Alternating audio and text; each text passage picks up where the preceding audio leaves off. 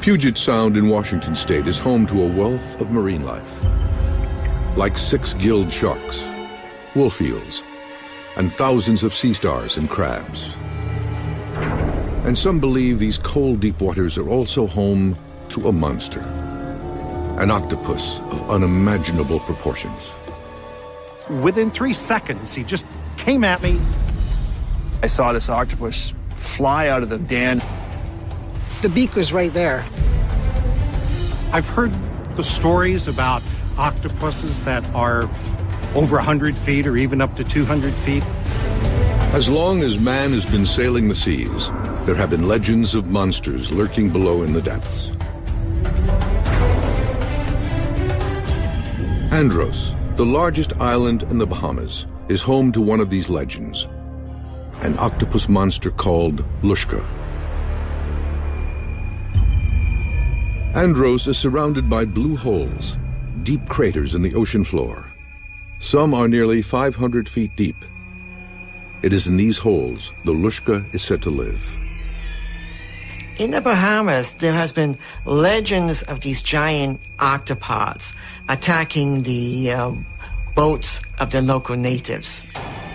For cryptozoologists, these are not just tall tales, but sensationalized versions of a real-life monster octopus.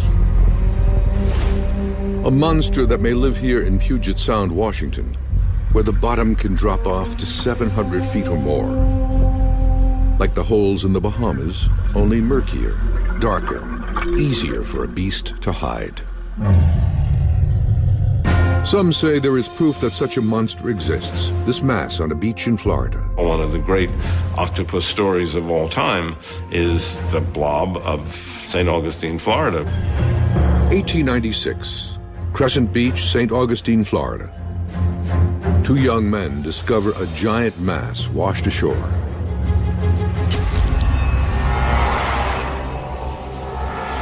It was a big thing. It was 21 feet long, stood 7 feet high.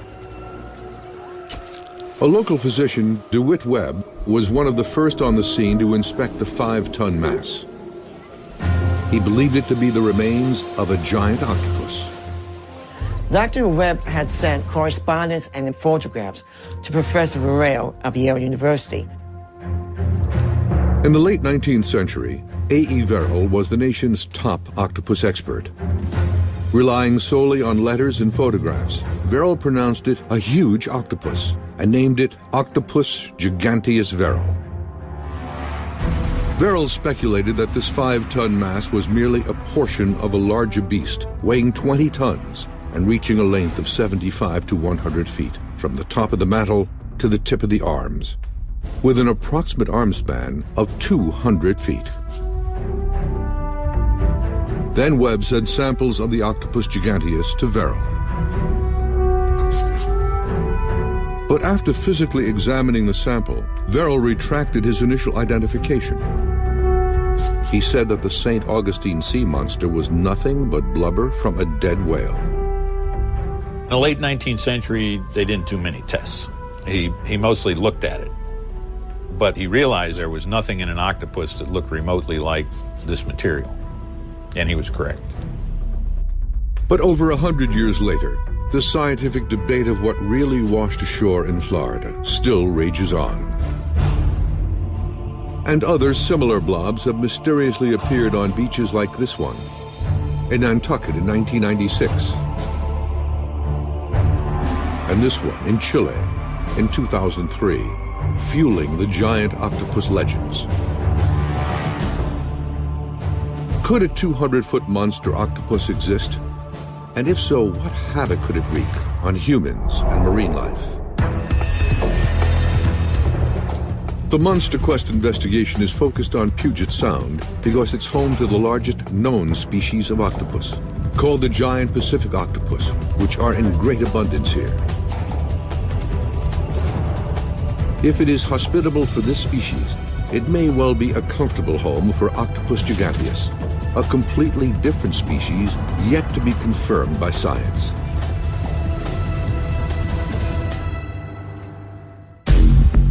The giant Pacific octopus averages 5 to 6 feet in length, with a 10 to 12-foot arm span. But the reports of Octopus giganteus describe a creature with an arm span of up to 200 feet, nearly as long as this Puget Sound ferry boat. All known octopus are boneless and made mostly of muscle. An encounter with one can be a frightening experience. 1994, Seashell Inlet, north of Vancouver in British Columbia, Canada. Doug Pemberton and cameraman Danny Morrow witnessed an unusually hostile octopus. I think we were down to about 80 feet, but out of the corner of my eye, I saw this other octopus jet out from behind these rocks and pancake itself to Doug's face. It was literally inside the den 1 second and on my face the next. And I see Doug struggling to get this thing off, and it was like, holy crap, he's being attacked. This is the actual video of the attack on Pemberton, captured by Morrow. I wrapped most of its arms around my head and started to pull my mask off. Pemberton struggled to free himself from its grasp. The regulator was starting to come out of my mouth almost immediately. The regulator is a diver's only source of air. Without it, Pemberton could have died. The giant Pacific octopus that attacked Pemberton was an average size, about 25 pounds with an 8-foot arm span. But it was extremely powerful. It was really quite shocking. I've never seen an octopus come out and be that aggressive that quickly. In 2005, not far from Pemberton's encounter, another octopus attacked an underwater ROV, a remotely operated vehicle. The 80-pound creature first grabs a cable, then launches itself toward the ROV. The operator blasts it with the vehicle's thrusters. The octopus endures the beating, but finally gives up, freeing the ROV. Hey, Mark, how's it going? Hey, Dale. Hey, get a hand here, would you? Sure. A team of seasoned divers and support crew have been assembled in Washington state to try to find the giant monster which may lurk below these dark waters. Marine life researcher and diver Scott Cassell, along with commercial diver Dale Pearson, believe that such a creature is out there. I am a firm believer that the Octopus giganteus for real is a true species.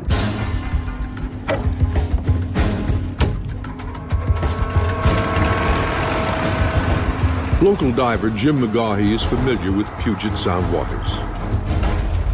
He's agreed to take Dale Pearson over the Sound to locate the best areas to conduct the dive expedition.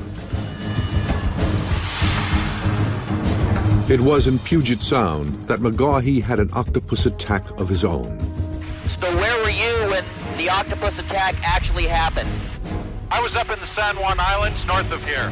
But you'll find... In 2005, in northern Puget Sound, McGaughey, also an amateur underwater photographer, came face to face with a giant Pacific octopus. I was taking video about a foot away from him, and within 3 seconds, he just came at me, took my camera from me, and I was sitting there just surprised. This one must have been 50 pounds, maybe a little more. It was definitely the largest that I've ever seen. So there's some really good habitat around here for some giant octopus.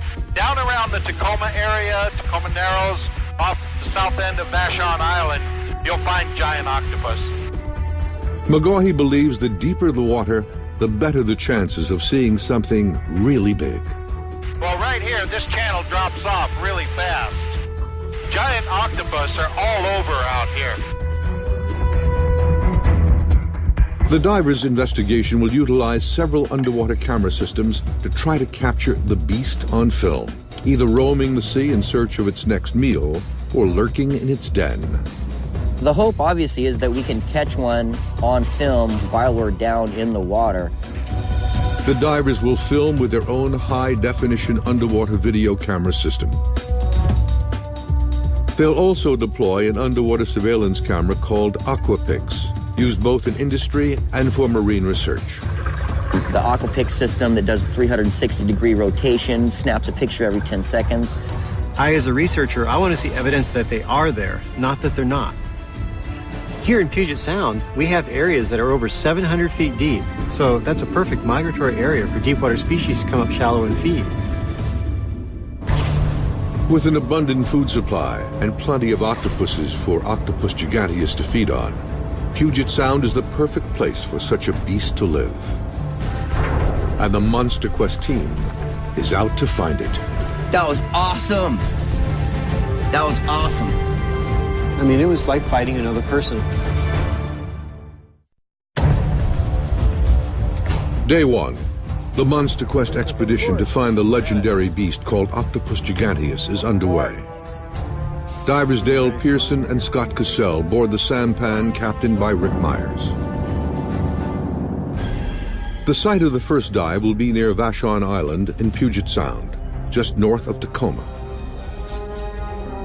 Puget Sound can be a dangerous place to dive. The area is home to various sharks and eels.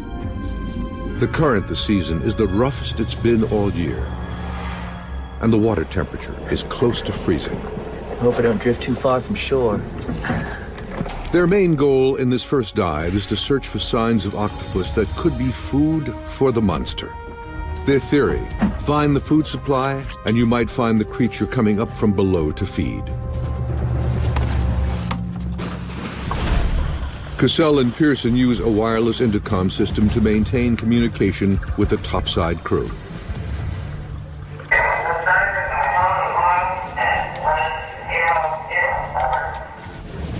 The underwater current is tremendous. Pearson has to brace himself to keep from being swept away. If one of our divers got lost, the current would take them straight out to the west of us, and I have picked divers up a couple miles away. Myers and the sampan will track the divers by looking for their bubbles on the water's surface and follow them if necessary.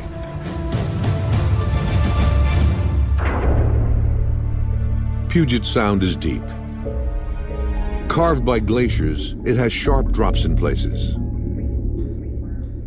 Much of the sound is 600 to 800 feet deep. Ample depth for a creature with an arm span that could stretch 200 feet. I don't believe that octopuses that big exist. Roland Anderson of the Seattle Aquarium is one of the nation's leading octopus experts. He's skeptical of the Octopus giganteus reports. You want a crab? I don't believe that there's a whole different species other than giant Pacific octopus. I think the giant Pacific octopus is the largest species in the world. But if a giant does exist, it is likely to be an intelligent and formidable enemy.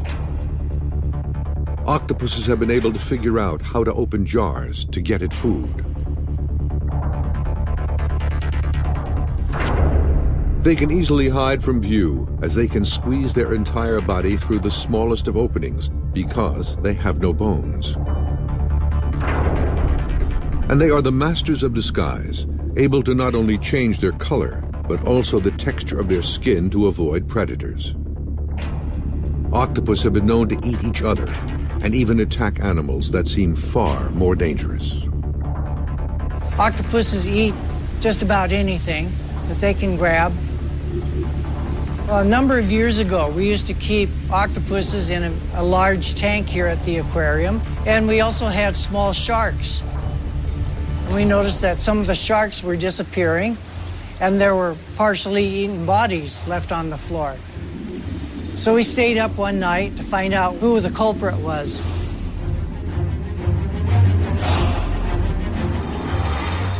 Footage shot overnight in the aquarium documented that it was actually this octopus grabbing and eating a shark. Overnight, an octopus was able to eat about half of a shark. Most octopuses are docile. Most octopuses don't like humans. But octopuses do have different personalities, and some of them are aggressive. If a known species like the giant Pacific octopus is capable of attacking a shark for food, the carnage that Octopus giganteus can cause is profound, and history abounds with evidence of such a beast. Homer's Odyssey, written about 650 BC, describes Scylla, a horrible sea monster that dwells in rocks, laying in wait for passing ships. Some believe Skyla's behavior is based on that of an octopus. And in the 1916 film version of Jules Verne's 20,000 Leagues Under the Sea, the struggle with the giant squid of the book was transformed into a battle with a giant octopus. Some believe this film isn't all fiction. Just 20 years before the film was made, the St. Augustine blob washed ashore in Florida, and octopus expert A.E. Verrill quickly called it Octopus giganteus, igniting a scientific debate which continues to this day. Octopus giganteus, as far as most biologists are concerned, doesn't exist. Cell biologist Sidney Pierce has analyzed the St. Augustine sea monster, portions of which still survive today. When we first got the piece of the St. Augustine sea monster, I was very confident that I could rapidly show that it was a gigantic octopus and it would be my key to fame and fortune. But for Pierce, what washed ashore in 1896 really was nothing but a mass of whale blubber, which is comprised mainly of collagen. An octopus is an enormously muscular organism, and there's not much collagen in it. In whale blubber, the collagen fibers are put together in bundles, and they're woven together in perpendicular sections like this. Pierce and his research team used an electron microscope to magnify their samples several thousand times, and also conducted biochemical analysis. But the results all led to the same conclusion. This top right-hand corner here is a relatively higher magnification of what the whale blubber collagen looks like. And you can see the filaments running parallel to the screen and perpendicular to the screen. This is virtually identical to what we saw in the blob and the St. Augustine octopus. But cell biologist Joseph Gennaro, who conducted similar tests, disagrees with Pierce. Even though many people said it's a whale, was never oily, was never fat. Gennaro compared a whale sample to that of the St. Augustine sea monster. You don't find that in anything but blubber. And now we're looking at the one from St. Augustine. We see tremendous numbers of fibers. In the whale, this is where we saw the blood vessels. You don't see that here. Gennaro firmly believes that the St. Augustine sea monster is a partial carcass of a huge, unknown species of octopus. There is just no question in our mind that that's really distinct, different from anything we know about that I tested so far. Certainly not a whale.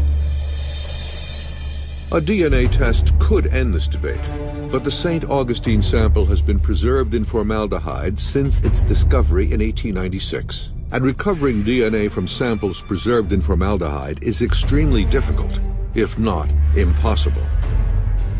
The great debate over what this mass really is lives on.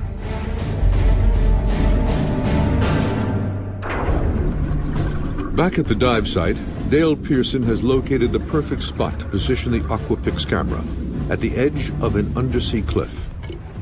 Mark Roberts is one of the developers of the Aquapix. The unique thing about the Aquapix is that it is a rotating camera system. Most digital cameras underwater are used for a single direction. Being that this is a 360-degree camera, if the octopus is anywhere in the area, the camera will rotate at some point. It will be pointing the direction of the octopus, and away you go. You've got the picture of it. Pearson and Cassell will install this camera on their next dive and leave it underwater overnight. Nice to be back on deck. I haven't seen a giant here yet, but I have a feeling that this place is prime for it.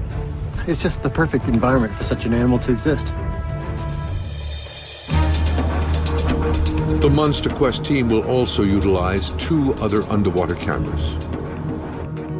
The Sea Life, a time-lapse camera small enough to fit near an octopus den. And the Sea Viewer, a camera the size of a soda can to be mounted on a pole to look deep inside a den where a diver can't go. The divers hope to capture Octopus giganteus on film, but the real goal is to see one for themselves.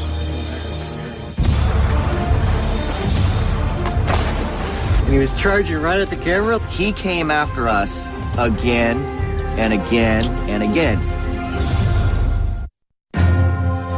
The Monster Quest expedition to find the 200-foot-long monster octopus is entering its next phase, deployment of underwater surveillance. In their initial dive, Dale Pearson and Scott Cassell scouted the area for normal octopus and their dens.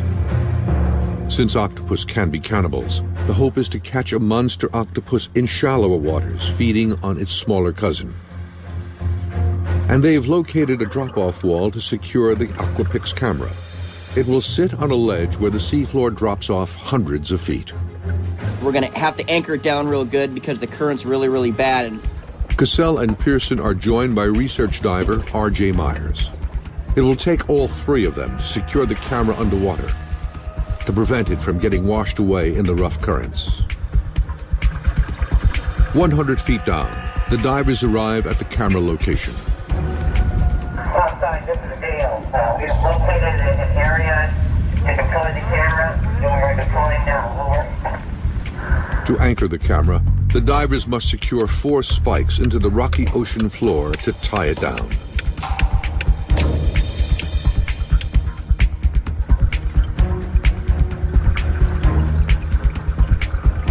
Finally, they get it in place.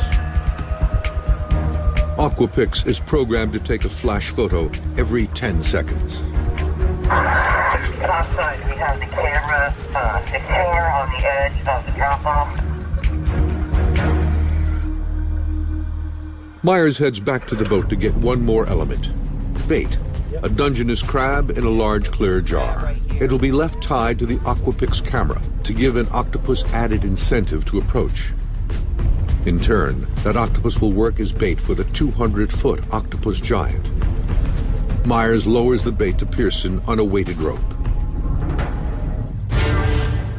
Suddenly, Cassell comes up without warning. All of a sudden it started getting hard to breathe, and I realized that I think I had a hose blow, and with the communications being so loud in my ears, I didn't actually hear all the air leaving the tank. Pearson has been underwater the longest. He's been fighting the current for about 50 minutes. He's spent, and his air is completely gone. when you're doing anything in very cold water and heavy current and you're working at the same time on dry compressed air, it's very, very difficult. Cassell and Pearson insist on one more dive before the team heads back to land.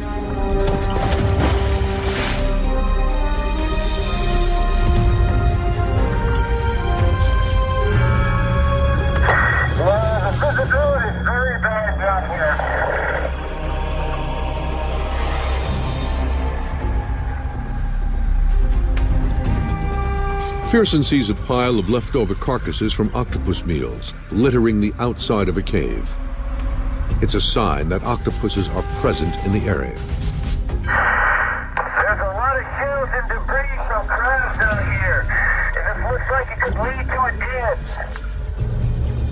I cannot see him inside the den. Too far back. Look around the viewer camera. In preparation for this occasion, Cassell rigged the small Seaviewer camera to a telescoping pole. The camera will be tethered to a cable leading topside where the images will be recorded. Well, it's kind of exciting. It brings the people on topside underwater to see what we do. The pole camera is lowered into the water. Cassell uses it to probe the octopus den. As he pushes the camera inside the den, the topside monitor shows something inside. It looks like an octopus. Scott, topside, can you put the camera further in the hole?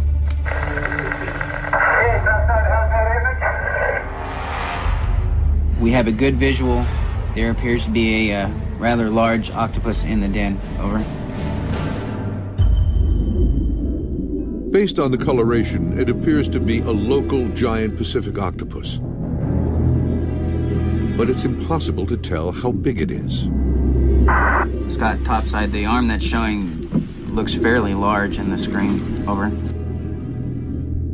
As a defensive move, the octopus uses its funnel to stir up debris. This obscures the visibility. The octopus is clearly agitated by the intrusion and attacks the camera. Lots of tentacle action on the camera. Suckers are on the lens. Pull back slightly.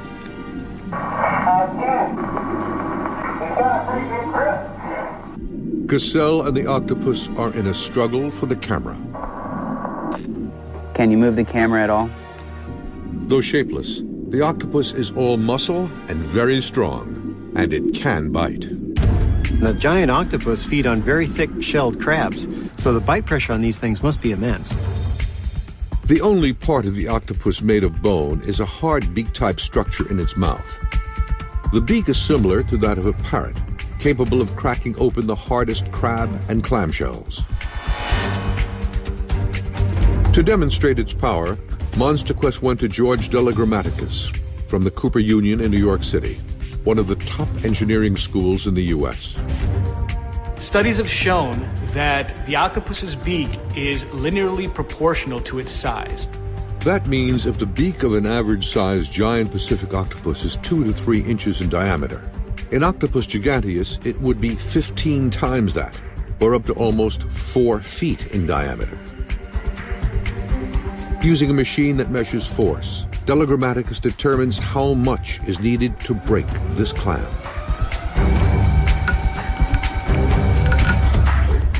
It takes on average about 100 pounds of force to crack into one of these shells. If an average-sized octopus must exert 100 pounds of force to crack a clam, a monster octopus 15 times the size would be 15 times as powerful, capable of applying an astonishing 1,500 pounds per square inch. Della Grammaticus tests how much power is needed to break open a coconut, a stand-in for a human head, although a coconut is in fact much stronger.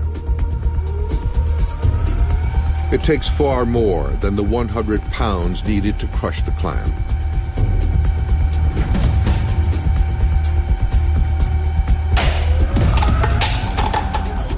The coconut finally cracks with over 800 pounds of force. 810 pounds. Studies show the human skull can tolerate just 400 pounds per square inch before it fractures. But the monster octopus beak has 4 times that power. That's like you putting your head into a car compacting machine.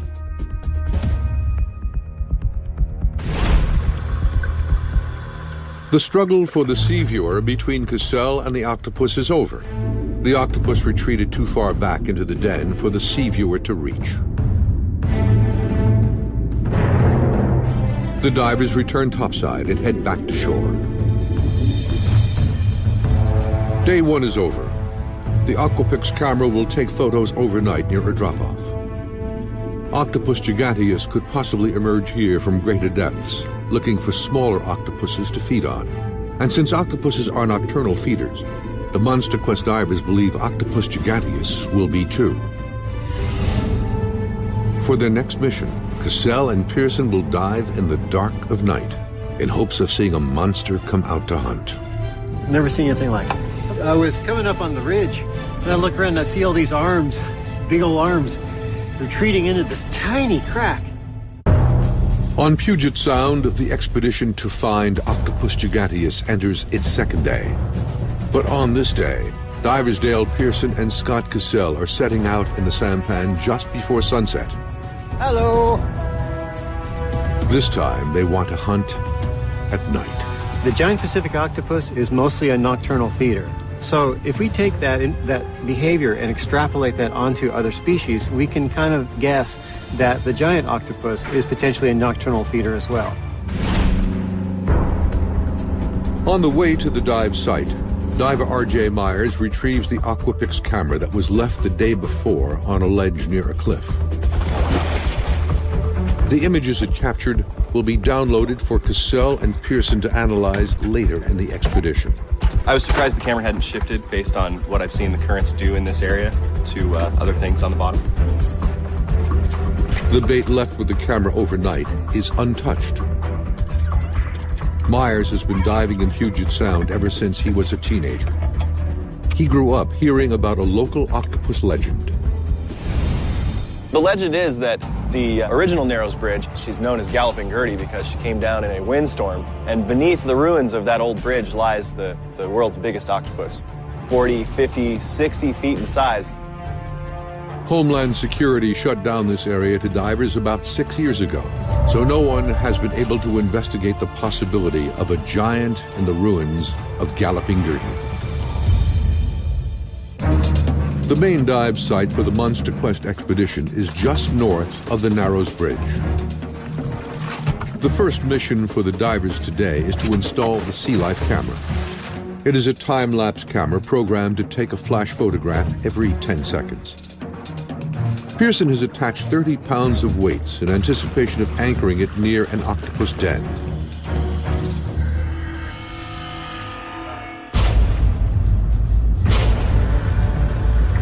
On one of the previous dives, Pearson saw a pile of shells at a cave opening, a sign that an octopus has been living there.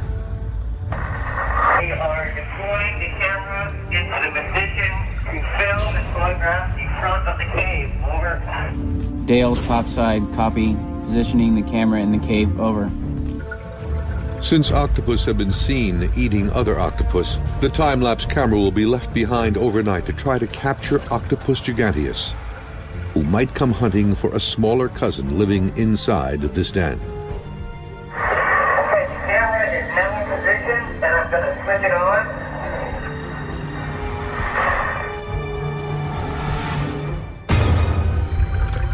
With the camera trap set, Pearson and Cassell continue their active search. From 40 feet below the surface, all the way down to 100, signs of octopus are everywhere.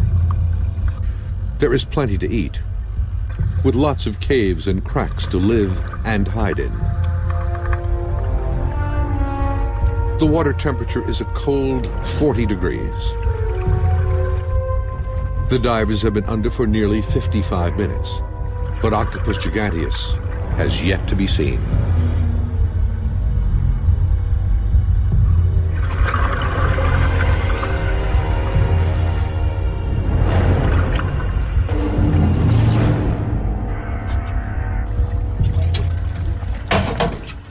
I thought for sure we'd see one right there, but... There are a lot of animals there feeding, which indicates it's very active. So we're on the right trail. It's getting darker, and since octopuses are nocturnal hunters, Cassell and Pearson are eager to start searching again in the dark of night. This dive will be the most dangerous of all the dives. Underwater, it is pitch black. They have a flashlight and the camera lights to guide them, but the visibility is still less than 5 feet. 40 feet from the surface, Pearson and Cassell search near a ridge for signs of an octopus. They go further down to 50 feet, then 60. Cassell and Pearson are exploring in areas where the ocean floor can reach up to 700 feet. If a 200-foot monster octopus were to emerge from these dark depths to hunt for food, the divers would be defenseless. Cassell has located a den. He uses the sea viewer to explore inside. Yeah, I got a GPO inside this hole. Diver topside, and copy that. You have a GPO in a hole. Approximately 6 feet inside the den, the sea viewer spots an octopus. Scott topside, pan left. Side stop. The camera's in good position. The GPO is in front of the camera. Stand by. There is no way to tell how big the octopus is, but the size of the den is too small to contain a 200-foot beast. Soon the octopus has retreated too far for the sea viewer camera to reach. The divers have been in the near freezing water for nearly 50 minutes and finally surface.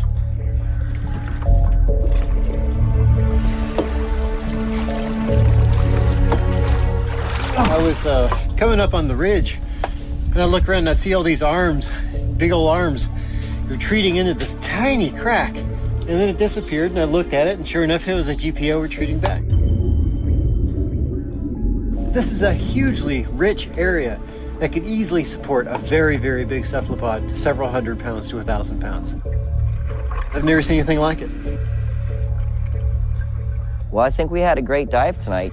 Yeah, I think we got some really good images on the Sea Viewer camera. In fact, as I was entering into the layer like that, I actually felt the octopus pushing it a little bit, trying to push it out.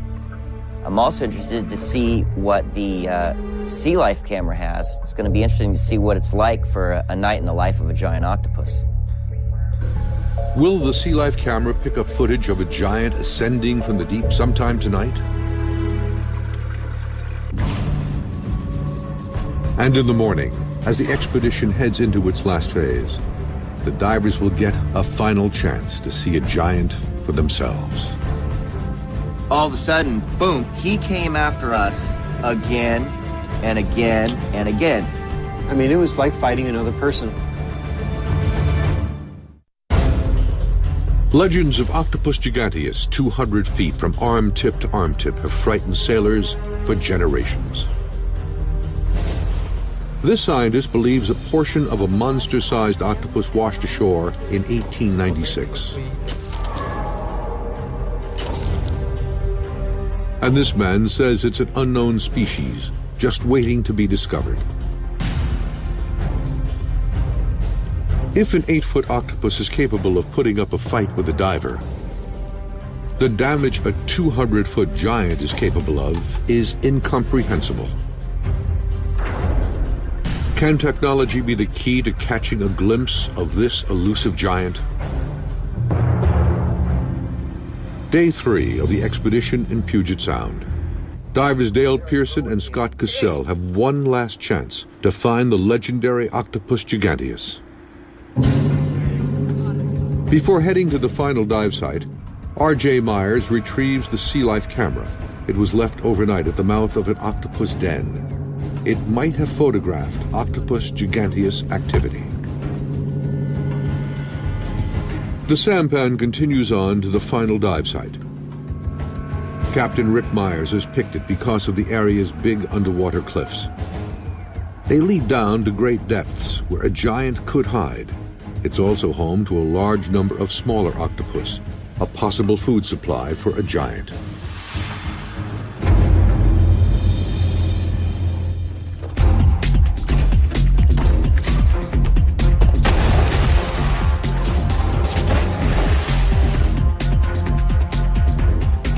Visibility is low, and the currents are rough.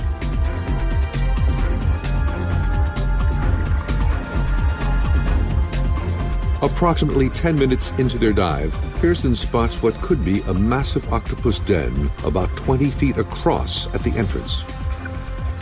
But upon further inspection, no one is home.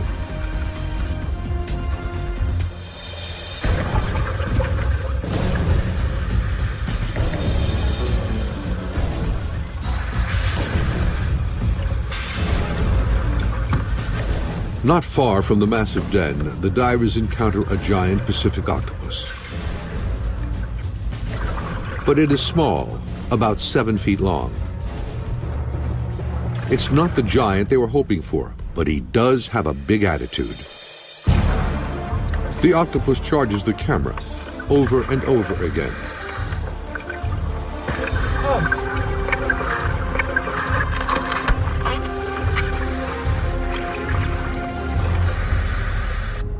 Cassell brings it to the surface so topside can have a better look. And as quickly as it was spotted, it leaves, heading for the depths.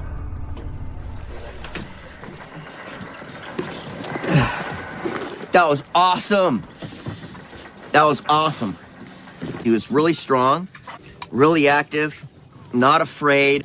He increased the relief on his body, so he had all these ridges and these two big old horns, and he was flashing red. Most sea animals that are that size will quickly try to get away from you given any opportunity. And all this from the evolutionary trail of a mollusk. It's a slug, dude. That's the meanest slug I ever seen. I'd hate to run into one of those in my yard. The sampan returns to shore. After several days of searching potential hotspots, the divers didn't see Octopus giganteus for themselves. But the cameras were under much longer. The Sea Life camera left at the mouth of an octopus den took nearly 500 images. It captured something coming out of the octopus den, but it wasn't exactly what Cassell and Pearson had hoped for. Oh, check that out. It almost looks like this could be an octopus briefly, but then, of course, you realize it's a sun star. Oh, look, if you do it time-lapse, he's coming out. That's cool.